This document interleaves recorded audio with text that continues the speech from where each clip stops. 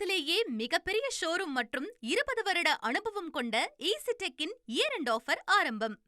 அதிமுக முன்னாள் அமைச்சர் திரு தளவாய் சுந்தரம் இணைந்திருக்கிறார். வணக்கம் திரு தளவாய் சுந்தரம். இப்போ செங்கோட்டையன் தாவேகாவில் நிர்வாக குழுவினுடைய தலைமை ஒருங்கிணைப்பாளராக இணைந்திருக்கிறார்.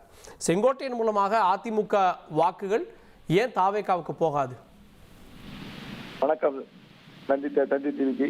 செங்கோட்டையனை பொறுத்தவரையில் 1996 அவர் சிறை சென்ற பொழுது மாண்புமிகு புரட்சி தலைவி அம்மா அவர்கள் செங்கோட்டையனுடைய ஆதரவாளர் யாராக இருந்தாலும் அவர்களை உடனடியாக நீக்க வேண்டும் என்று உத்தரவிட்டார்கள். அன்றைய சூழ்நிலை நானே நேரடியாக சென்றும் நமது மறைந்த சேடாப்பட்டு முத்தி அவர்கள் சென்று அங்கே நிர்வாக செயற்கேடு சரியில்லை செங்கோட்டையன் மீது ஏகப்பட்ட புகார் இருந்தது.